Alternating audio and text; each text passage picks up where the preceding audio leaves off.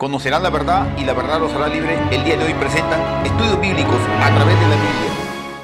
Ahora, en el capítulo 23 de este segundo libro de Samuel, llegamos a las últimas palabras de David. También tenemos una lista de los valientes de David, como ya dijimos. No los consideramos a todos en detalle porque esta sección es repetida en el primer libro de Crónicas, donde se nos da más detalle en cuanto a estos hombres. Sin embargo, hay algunas cosas que deseamos considerar en este capítulo. Comencemos pues leyendo el primer versículo de este capítulo 23 del segundo libro de Samuel. Estas son las palabras postreras de David. Dijo David, hijo de Isaí, dijo aquel varón que fue levantado en alto, el ungido del Dios de Jacob, el dulce cantor de Israel. David era hijo de Isaí. Isaí era campesino en Belén. David nunca se avergonzó de serlo. Y Dios lo exaltó.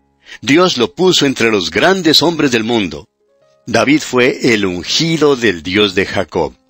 El mismo Dios que tomó a aquel mañoso, consentidor Jacob y lo transformó en Israel, príncipe con Dios, es el mismo Dios que tomó a David y lo puso en el trono. Es el mismo Dios que me salvó a mí y el mismo Dios que le ha salvado a usted, amigo oyente. Él es el bondadoso, bueno y amante. Ah, hermano que nos escucha, ¡cuán maravilloso es nuestro Dios! David también era el dulce cantor de Israel. Era músico, escribió música, tocaba música y amaba escuchar la música. El segundo libro de Samuel podría ser llamado la autobiografía de David. David era hijo de un campesino, pero fue exaltado para servir como rey sobre el pueblo de Dios. David fue el ungido del Dios de Jacob. Esto es maravilloso, porque el Dios de Jacob tomó a un hombre que no solamente era un hombre ordinario, sino un hombre que propendía a hacer maldad. Nunca lo desechó, pero lo hizo un santo perfecto de Dios. Y amigo oyente, Dios ha tenido que aguantar mucho más conmigo. Y tenemos la idea que también ha aguantado mucho de usted. Y sin embargo, nunca nos ha desechado, y nunca nos desechará. Leamos ahora el versículo 2 de este capítulo 23 del segundo libro de Samuel. El Espíritu de Jehová ha hablado por mí, y su palabra ha estado en mi lengua. El Espíritu de Dios vino sobre David, y fue justamente por eso que David escribió los Salmos. El apóstol Pedro nos dice que así también fue como se escribió todo el Antiguo Testamento. Allá en la segunda carta del apóstol Pedro, capítulo 1, versículos 20 y 21, dice el apóstol, entendiendo primero esto, que ninguna profecía de la Escritura es de interpretación privada, porque nunca la profecía fue traída por voluntad humana, sino que los santos hombres de Dios hablaron siendo inspirados por el Espíritu Santo. Volviendo ahora al capítulo 23 del segundo libro de Samuel, leamos el versículo 3. El Dios de Israel ha dicho, me habló la roca de Israel. Habrá un justo que gobierne entre los hombres, que gobierne en el temor de Dios. Ojalá pudiera decirse hoy en día que tal o cual nación es una nación cristiana, pero en realidad no hay ninguna que pueda decirse que lo sea. Es obvio que las decisiones que son hechas en nuestros gobiernos hoy en día, haciendo caso omiso del partido que representen, no son hechas en el temor de Dios. Son hechas desde el punto de vista de la popularidad entre los votantes. Por eso no se hace ningún esfuerzo para agradar a Dios en nuestros gobiernos. Todo esfuerzo se hace para agradar a los votantes o a su sector que tenga las riendas del poder. Lo importante, la señal de éxito, es ser elegido. Y créanos, amigo oyente, que hoy en día hay muchos que son engañados. Uno no puede menos que esbozar una sonrisa cuando escucha las conversaciones de algunos hombres que no tienen trabajo debido a cierta decisión tomada por su gobierno. Cada hombre que no tiene trabajo dice, yo voté por este hombre porque prometió votar por este proyecto, pero ahora ha votado en contra. ¿No ha escuchado usted esto también? Todo lo que el político deseaba era ser elegido al puesto. No le importaban los hombres ni el proyecto que les proporcionaría trabajo. Amigo oyente, necesitamos hombres que gobiernen bajo el temor de Dios. Y mientras no haya aquellos que estén dispuestos a hacerlo, tendremos maldad en los gobiernos. Veamos ahora el versículo 4 de este capítulo 23 del segundo libro de Samuel. Dice David, será como la luz de la mañana, como el resplandor del sol en una mañana sin nubes, como la lluvia que hace brotar la hierba de la tierra. Esta es una de las declaraciones más extraordinarias que David jamás hiciera. Usted recordará que dijimos que el capítulo 7 de este segundo libro de Samuel era uno de los más grandes capítulos de la Biblia. En el capítulo 7, Dios hizo un pacto con David. El pacto de David, sobre el cual el futuro reino de Cristo iba a ser fundado, proveyó para David la promesa de posteridad en su casa, un trono real de autoridad, un reino en la tierra establecido para siempre. Dios prometió que el Mesías vendría del linaje de David. Es el mismo que le fue prometido a Eva en el huerto de Edén, el mismo que le fue prometido a Abraham, a Isaac y a Jacob. Él es aquel de quien Moisés habló. Josué también habló de él, y ahora encontramos que ha hecho un pacto con David. Y leemos en el versículo 5 de este capítulo 23 del segundo libro de Samuel, que dice David, «No es así mi casa para con Dios. Sin embargo, Él ha hecho conmigo pacto perpetuo, ordenado en todas las cosas, y será guardado, aunque todavía no haga Él florecer toda mi salvación y mi deseo». Lo que David está diciendo es simplemente lo siguiente. Mi casa no es digna de esto. No lo recibimos por mérito propio alguno. No hizo este pacto por lo que yo soy. Si David hubiera recibido lo que merecía, Dios nunca habría hecho un pacto con él. Dios tampoco nos salva a nosotros, amigo oyente, en base a nuestro propio mérito. Y todavía está en vigencia su pacto eterno con David. Dios ha hecho un pacto con nosotros también. Allá en el capítulo 3 del Evangelio según San Juan, versículo 16, el Señor Jesucristo nos dice, «Porque de tal manera amó Dios al mundo, que ha dado a su Hijo unigénito, para que todo aquel que en Él cree, no se pierda, mas tenga vida eterna». Ahora, yo me apoyo en ese pacto. Dios ha hecho ese pacto. Yo nunca le pedí que lo hiciera. Él no lo hizo impulsado por lo que nosotros somos. Él no esperaba que yo le hiciera una sugerencia. Él lo hizo hace más de 2000 años. Dijo, aquí lo tienen, acéptenlo o rechácenlo. Y amigo oyente, yo lo acepto, me apoyo en eso. David dijo que su pacto fue ordenado en todas las cosas y será guardado. Amigo oyente, se puede contar con Dios. David dice, esto es mi salvación y mi deseo. Pues bien, el pacto de Dios conmigo es mi salvación. Es lo que deseo, amigo oyente. Debe ser el anhelo del corazón de todo creyente, aunque todavía no la haga Él florecer. Ahora los versículos 6 y 7 presentan como contraste lo que les aguarda a los impíos, aquellos que toman en poco o no quieren entrar en ningún pacto con Dios. Leamos estos versículos 6 y 7 del capítulo 23 del segundo libro de Samuel. Mas los impíos serán todos ellos como espinos arrancados, los cuales nadie toma con la mano. Sino que el que quiere tocarlos se arma de hierro y de asta de lanza, y son del todo quemados en su lugar. Ahora se pasa lista a los valientes de David.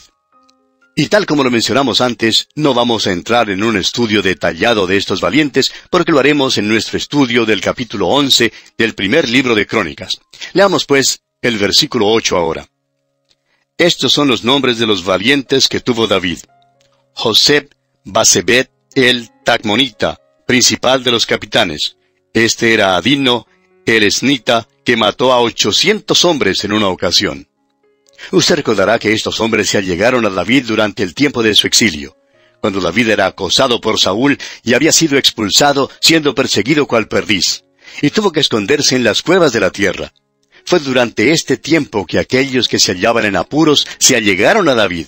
Eran hombres perseguidos y oprimidos por Saúl, y así vinieron al bando de David.